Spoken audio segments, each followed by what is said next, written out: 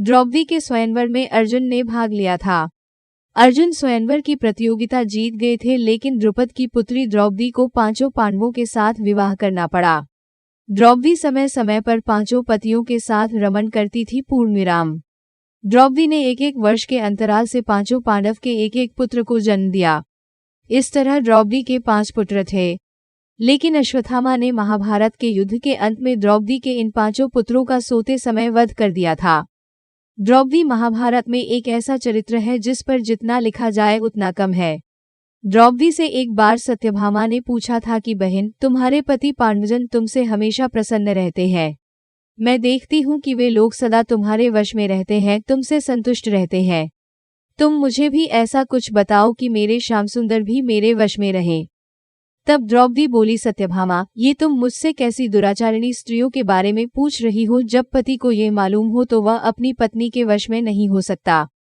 तब सत्यभामा ने कहा, तो आप बताएं कि आप पांडवों के साथ कैसा आचरण करती हैं? उचित प्रश्न जानकर तब द्रौपदी बोली, सास ने मुझे जो धर्म बताए हैं मैं सभी का पालन करती हूँ और सदा धर्म की शरण में रहती हूँ।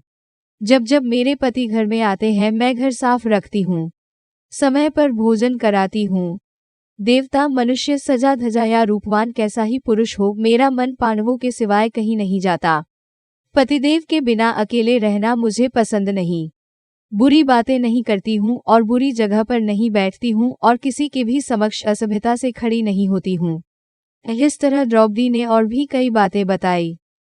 अब सवाल ये उठता है कि क्या द्रौपदी पांचों पांडवों से किसी एक को अधिक प्रेम करती थी या कि पांचों पांडवों में कोई एक उससे अधिक प्रेम करता था? बहुत शोध करने के बाद ये बात निकलकर सामने आती है कि भीम ही एकमात्र ऐसा पांडव थे जो द्रौपदी का अधिक ख्याल रखते थे और उन्होंने द्रौपदी का अंत तक साथ दिया था।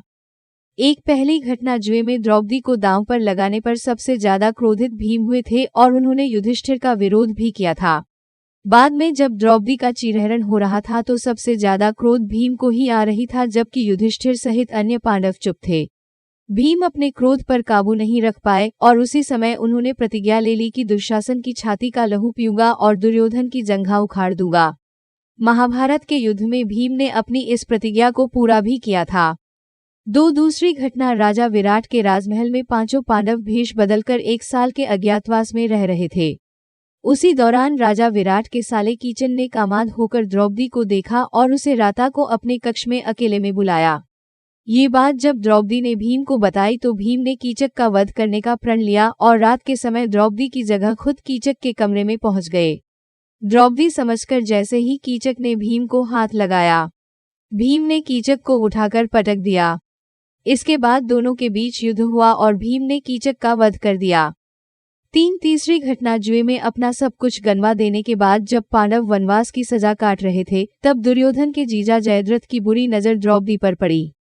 उसने द्रौपदी के साथ जबरदस्ती की और उसे रथ पर ले जाने का दुस्साहस भी किया, लेकिन इन वक्त पर पांडव आ गए और उसे बचा लिया।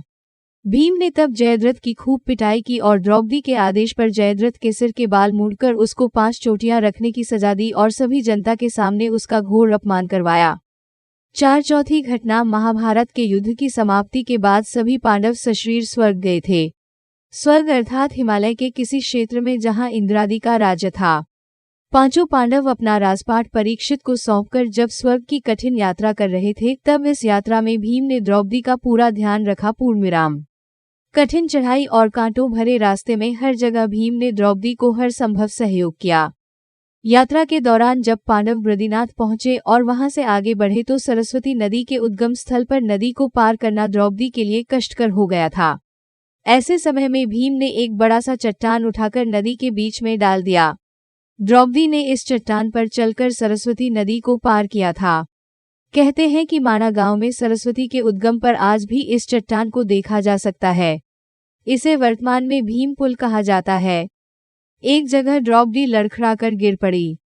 द्रौपदी को गिरा देख भीम ने युधिष्ठिर से पूछा कि द्रौपदी ने कभी कोई पाप नहीं किया, तो फिर क्या कारण है कि वह नीचे गिर पड़ी? युधिष्ठिर ने कहा, द्रौपदी हम सभी में अर्जुन को अधिक प्रेम करती थी, इसलिए उसके साथ ऐसा हुआ।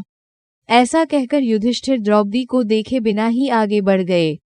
जनश्रुति के अनुसार स्वर्ग यात्रा के दौरान द्रौपदी भीम का सहारा लेकर चलने लगी, लेकिन द्रौपदी भी ज्यादा दूर नहीं चल पाई और वह भी गिरने लगी। ऐसे समय भीम ने द्रौपदी को संभाला।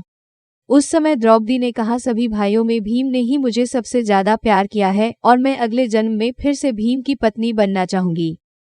थोड़ी देर बाद सहदेव भी गिर पड़े।